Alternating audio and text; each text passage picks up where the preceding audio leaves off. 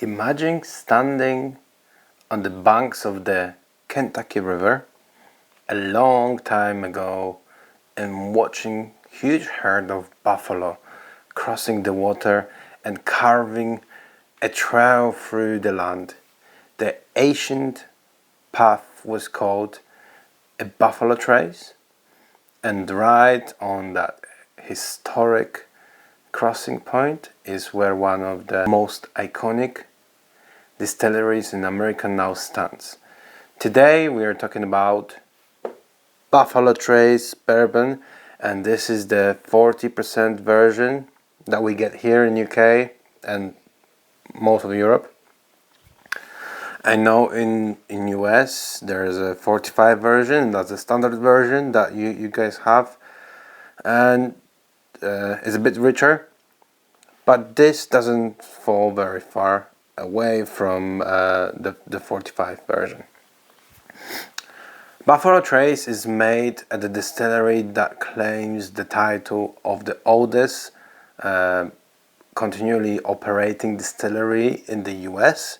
So that's very interesting fact. It has very long history, very interesting history. They kept producing whiskies even through Prohibition because they had a license to make medicinal whiskey. So it's great that some distilleries and some people can find ways around the laws and still produce a medicine in a way. So while a lot of distilleries shut down for more than a decade, this one survived. That alone is a great story in itself. The history goes all the way back to the 1700s when settlers were already distilling on this same land. In 1870, Colonel E.H. Taylor Jr. bought the site, modernized the distillery, and pushed for better standards in a way, and modernizing what they already had in bourbon. His name lives on onto today, and you can find E.H. Taylor bourbons all around the globe, and people chase it everywhere. Later, the distillery passed to George T. Stagg, and that's another huge name in bourbon. Stagg expanded production, introducing new equipment. One of the most important people in this story is Albert Blanton. He was born on the farm next to the distillery, joined as a teenager, and eventually became a president of the distillery. Blanton guided the site through Prohibition fires, through Prohibition fires and Great Depression, and the warriors. He even had special favorite section of the warehouse where he believed the best barrels lived and matured, and that's why the Blanton's single barrel bourbon exists today. It's one of the most wanted and what I would say even famous bottles that you can imagine, and that was created in honor of Elmer T. Lee, another legend who worked his way up to a master distiller. The modern era begins with Sazerac, who bought the distillery in the early 90s. So you can see that the history has been flowing for years with this distillery and has been very interesting. There were very renowned names in terms of both the distillers and the owners, as well as the names of the bottles itself that you can recognize until today.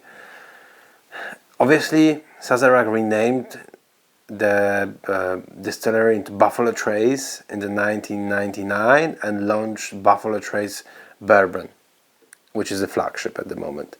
Since then, the distillery has grown into a huge bourbon universe.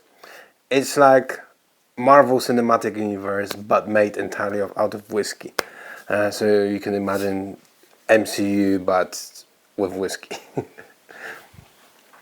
From this one, the distillery, you get the massive list of bourbons that it created.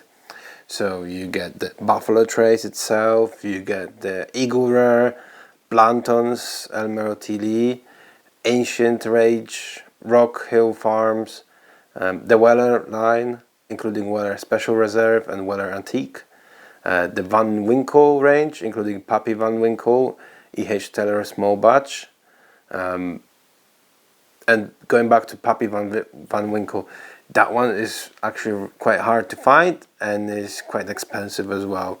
So it seems that in the range of the bottles that the distillery made, there are some big names and there are some bottles that are really wanted.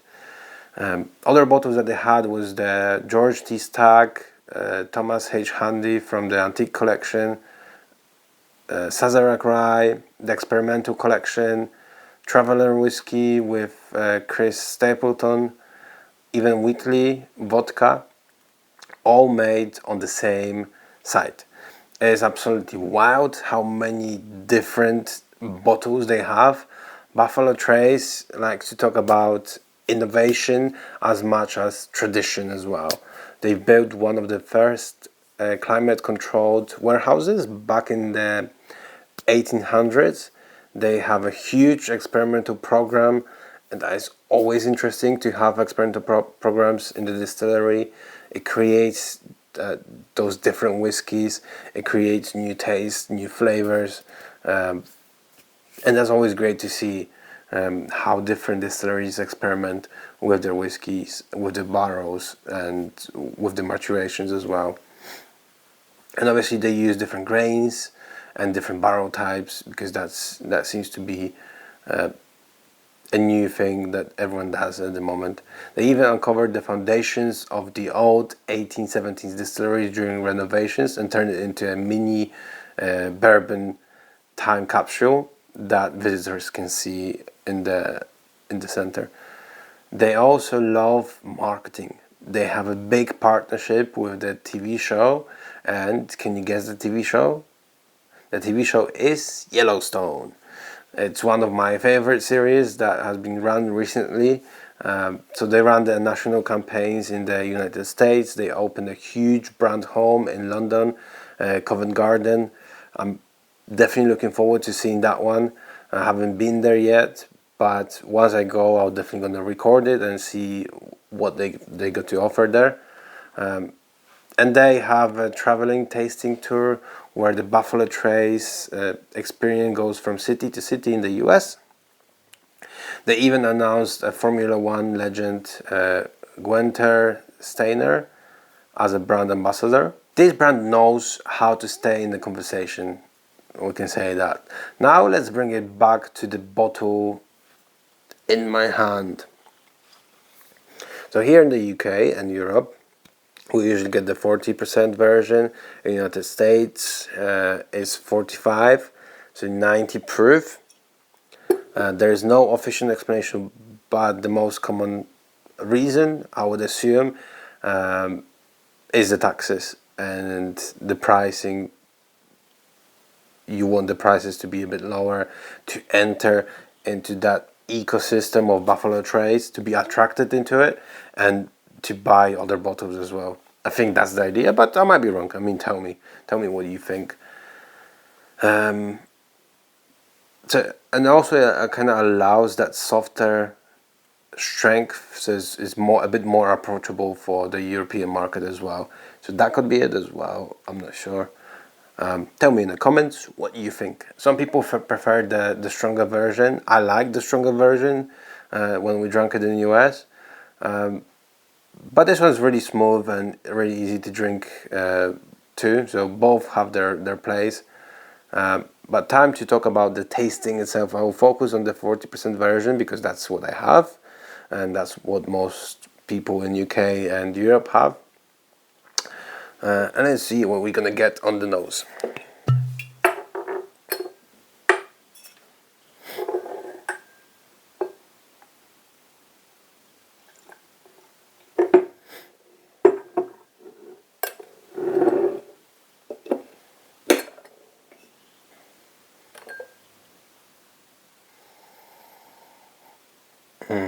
Yeah, on the nose straight away you get that vanilla, caramel, brown sugar. It reminds me of molasses or honey. And you get oak as well. Orange peel or citrus peel. And a bit of sherry. But not strong. It's very friendly. And once you smell it, you can recognize it as a American bourbon. It has those same kind of traces, and it should be very smooth as well and easy to drink. So let's give it a go.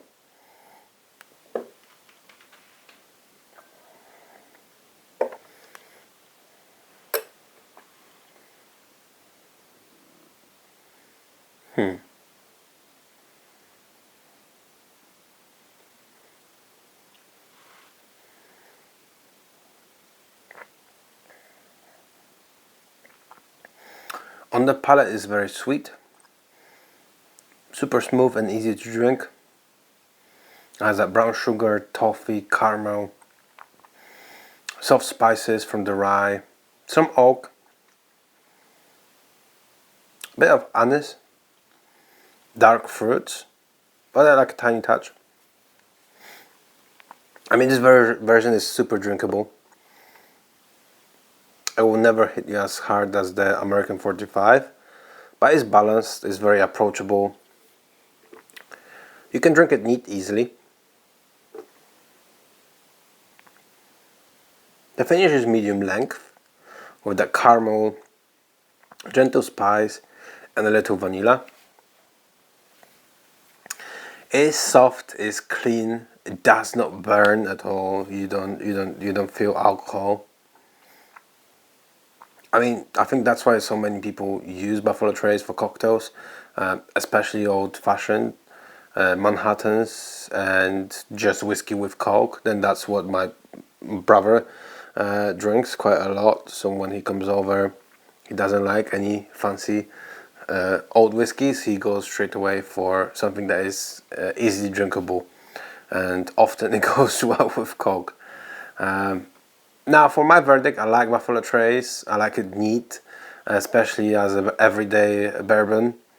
I think the flavors are rounded and pleasant. Over ice, it becomes even smoother and sweeter, which is great on warm days. But if my brother comes over, I'll drink it with Coke as well, just to keep him company. And then a bit of lemon wedge. That kind of adds a bit of that acidic touch. That's super nice.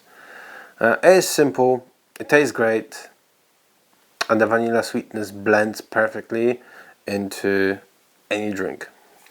So yeah, give it a go and try it. Let me know what you think. Not every bourbon needs to be fancy. Some are made for relaxing and sharing time. So here's my rating.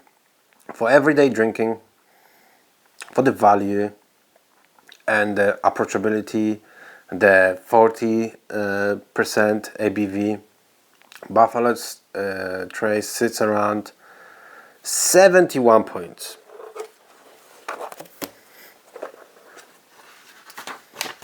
So it's not super complex, it is easy to drink.